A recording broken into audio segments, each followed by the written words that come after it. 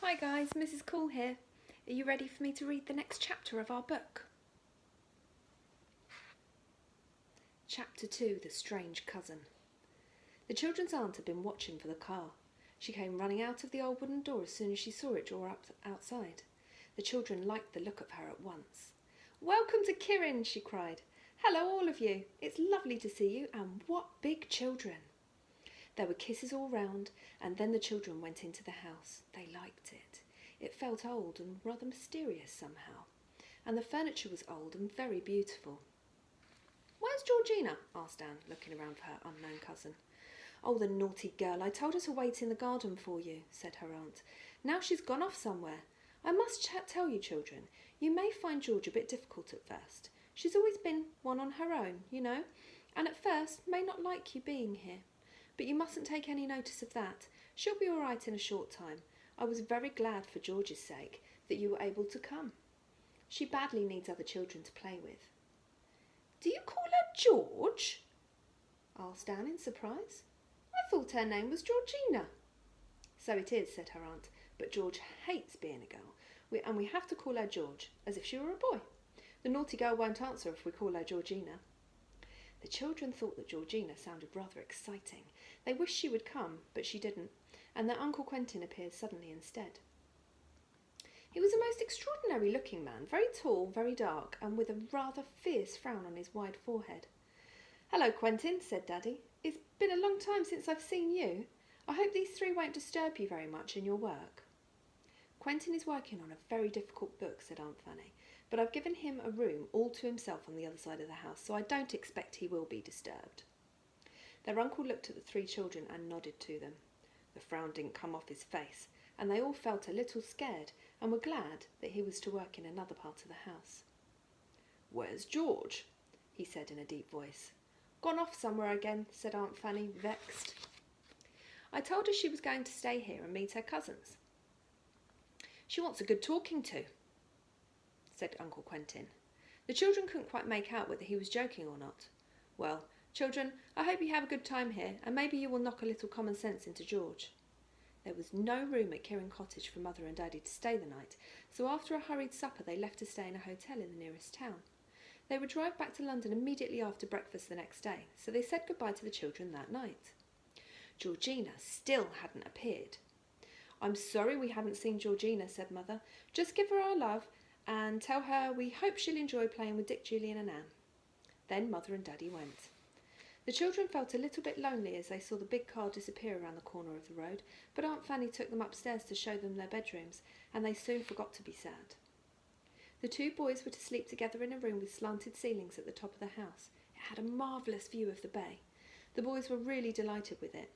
Anne was to sleep with Georgina in a smaller room, whose windows overlooked the moors at the back of the house.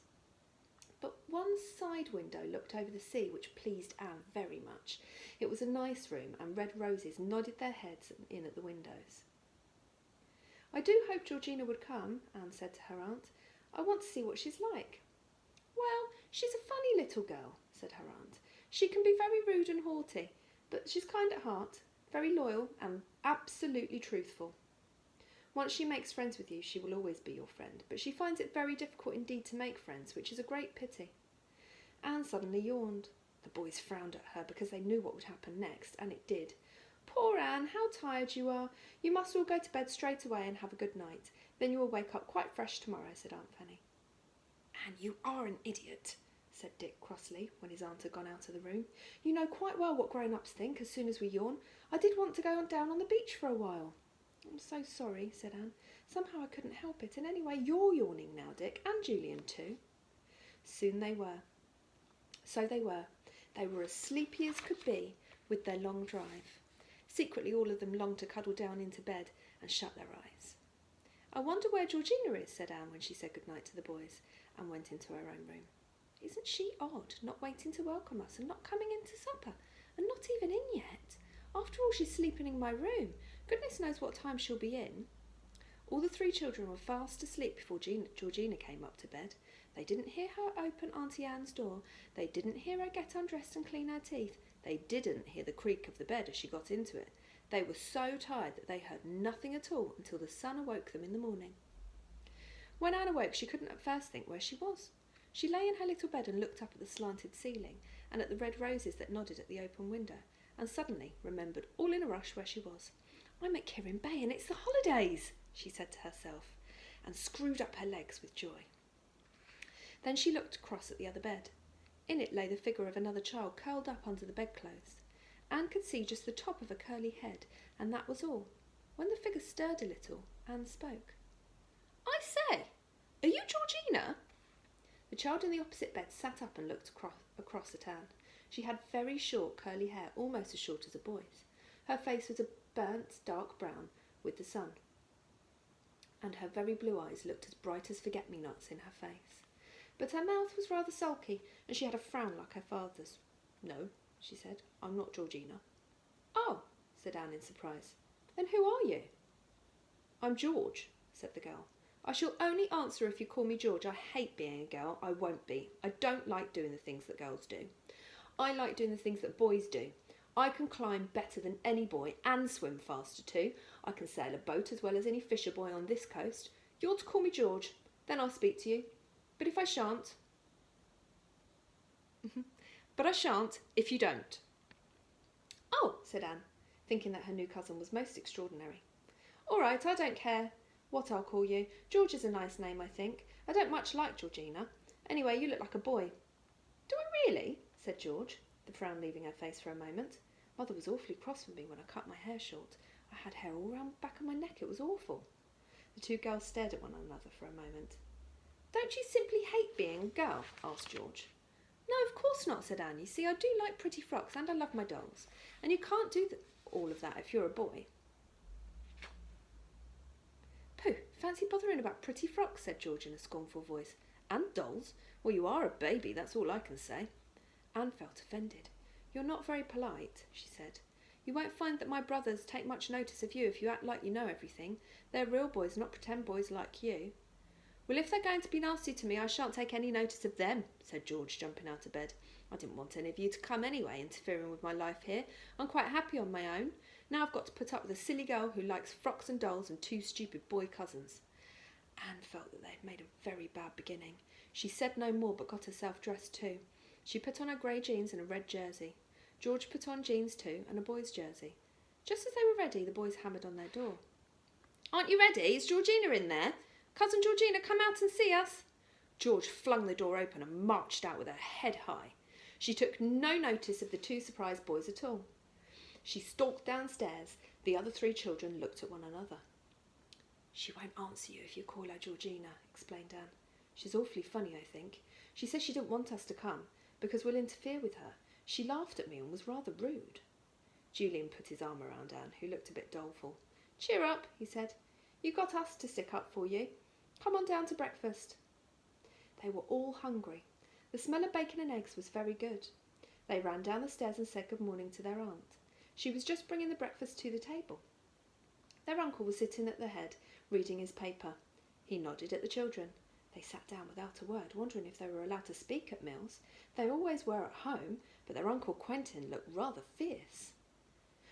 George was there buttering a piece of toast. She scowled at the three children. "Don't look like that, George," said her mother. "I hope you've made friends already. It would be fun for you to play together. You must take your cousins to the bay this morning and show them the best places to bathe." "I'm going fishing," said George. Her father looked up at once. "You are not," he said. "You are going to show a few good manners for a change and take your cousins to the bay. Do you hear me?" "Yes," said George with a scowl exactly like her father's. "Oh, we can go to the bay by ourselves all right if George is going fishing," said Anne at once, thinking that would be nice to not have George if she were in a bad temper. "George will do exactly as she's told," said her father. "If she doesn't, I shall deal with her." So after breakfast, 4 children got ready to go down to the beach. An easy path led down to the bay, and they ran happily down. Even George lost her frown as she felt the warmth of the sun and saw the dancing sparkles on the blue sea. "You go fishing if you want to," said Anne when they were down on the beach. "We won't tell tales on you. We don't want to interfere with you, you know. We've got ourselves for company, and if you don't want to be with us, you needn't." "But we'd like you, all the same, if you would like to be with us," said Julian generously. He thought George was rude and ill-mannered, but he couldn't help but rather liking the look of the straight-backed, short-haired little girl with her brilliant blue eyes and sulky mouth. George stared at him. "I'll see. I don't make friends with people just because they're my cousins or something silly like that. I only make friends with people if I like them." "So do we," said Julian. "We may not like you, of course." "Oh," said George, as if that thought hadn't occurred to her. "Well, you may not, of course. Lots of people don't like me now, come to think of it."